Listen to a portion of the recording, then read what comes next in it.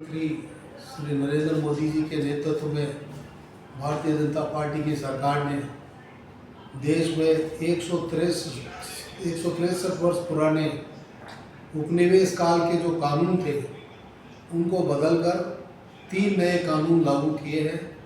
ये एक बहुत बड़ा चुनौतीपूर्ण कार्य था। निश्चित रूप से लगातार 163 वर्षों से जो कानून चल रहे थे उनको एकाएक बदलना वास्तव में बड़ा महत्वपूर्ण कदम है।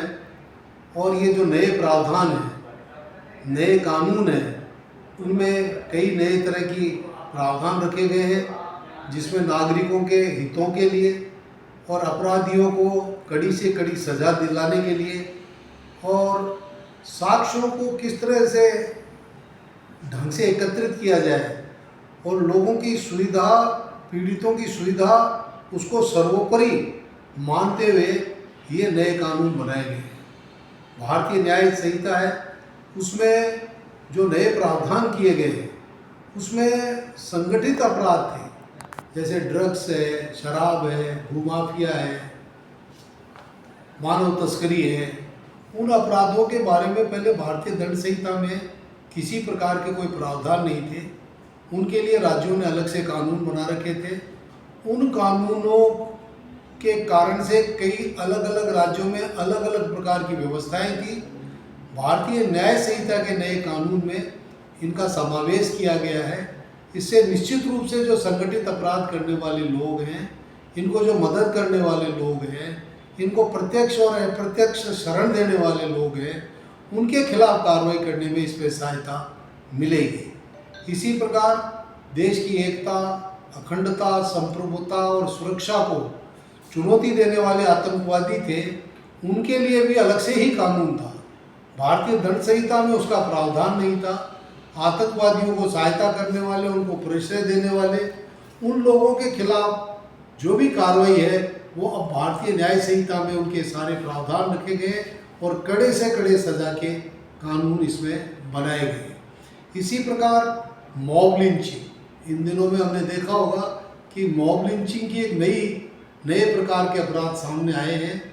उसमें राज्य, धर्म, जाति, वर्ण, लिंग, भाषा और खुद की मान्यता के आधार पर 5 या 5 से अधिक व्यक्ति यदि किसी व्यक्ति की हत्या करते थे तो अब नए कानूनों में वो सभी लोग हत्या के अपराधी कहलाएंगे, दोषी कहलाएंगे और उनको इस कानून के तहत उनके खिलाफ कार्रवाई की जाएगी। इसी प्रकार राजद्रोह है, उसमें भारत की एकता, अखंडता, संप्रभुता को चुनौती देने वाले जो कानून थे उनमें संशोधन किया गया है और उसको और कारगर बनाया गया है।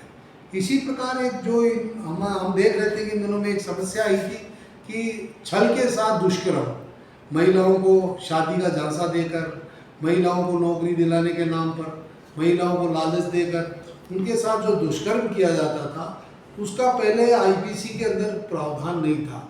अब ये इसमें नए प्रावधान किए गए और इसमें कड़े सजा के प्रावधान उसमें रखे गए हैं। इसी प्रकार जो भारतीय नागरिक सुरक्षा संहिता है उसमें भी नए अनेक प्रावधान किए गए। उसमें नागरिकों की सुविधा को महत्व दिया गया है, उनको सर्वाधिक उनकी सुविधा का ध्यान रखा गया है। उसमें एक तो 0 FIR है। मैं समझता हूँ ये क्रांतिकारी कदम है।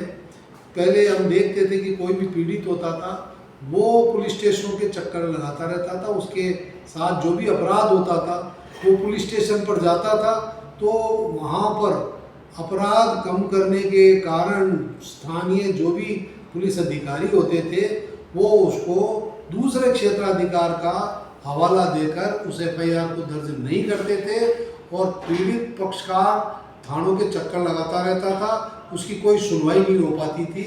अब हर पुलिस स्टेशन पे कोई भी पीड़ित है वो जाके किसी भी पुलिस स्टेशन पे अपनी FIR है वो दे सकता है और वो FIR दर्ज की जाएगी, उसको 0 FIR का नंबर दिया जाएगा और उस पीड़ित को ये बताया जाएगा कि आपका क्षेत्राधिकार ये है और आपको वहाँ जाना पड़ेगा और वहाँ जाके आपकी सुनवाई होगी और ये FIR संबंधित पुलिस स्टेशन पर भिजवाई जाएगी। यही नहीं, वहाँ के जो पुलिस अधिकारी है उनको इसके लिए पाबंद किया गया है कि वो उसकी पूरी जो भी साक्ष्य है वो जो भी साक्ष्य मटेरियल है वो सब उसको कलेक्ट करे और उसके घटनास्थल को भी सुरक्षित रखने की जिम्मेदारी उनको दी गई है। इसी प्रकार से 7 साल से अधिक के जो भी अपराध थे उन पे फॉरेंसिक एक्सपर्ट है, उनका मौके पे पहुंचना एक बहुत इम्पोर्टेंट मैं समझता हूँ कि ये प्रक्रिया में संशोधन किया गया है। प्रक्रिया में इसका प्रावधान रखा गया है कि जो अपराधी फॉरेंसिक एक्सपर्ट की ओपिनियन के अभाव में छूट जाते थे, अब फॉरेंसिक एक्सपर्ट वहाँ जाएगा, एविडेंस को कलेक्ट करेगा, जो भी उसको ऐसा लगता है, जो सबूत जो अपराधी के खिलाफ होते हैं उनको सबको रिकॉर्ड करेगा और उसकी वीडियो रिकॉर्डिंग भी करेगा और वो वीडियो रिकॉर्डिंग है वो कोर्ट के अंदर मान्य होगी। इसी प्रकार अब जो क्राइम की इन्वेस्टिगेशन थी उसकी समय सीमा भी निर्धारित की गई है। महिलाओं और बच्चों के लिए यह समय सीमा 60 दिन की रखी गई है। यदि पीड़ित महिला और बच्चे हैं तो उनकी इन्वेस्टिगेशन को 60 दिन में पूरा करना पड़ेगा और यदि 60 दिन में पूरा नहीं कर सकते हैं तो 90 दिन में अगर उनको पूरा करते हैं तो उनको डेली की अपडेट है वो पीड़ित लोगों को देनी पड़ेगी। इसी प्रकार महिलाओं और बच्चे जो पीड़ित थे उनकी निःशुल्क चिकित्सा का प्रावधान भी भारतीय नागरिक सुरक्षा संहिता में रखा गया है। इसके अलावा 15 वर्ष से कम आयु के लोग, 60 वर्ष से अधिक आयु के लोग, विकलांग या दिव्यांग और इसके अलावा गंभीर बीमारी से पीड़ित लोग हैं, उनको पुलिस स्टेशन पे नहीं बुलाया जा सकेगा सुनवाई के लिए या किसी प्रकार की पूछताछ के लिए। मैं समझता हूँ कि ये भी एक बहुत इम्पोर्टेंट कदम है। छोटे छोटे बच्चों को और बुजुर्गों को जिस प्रकार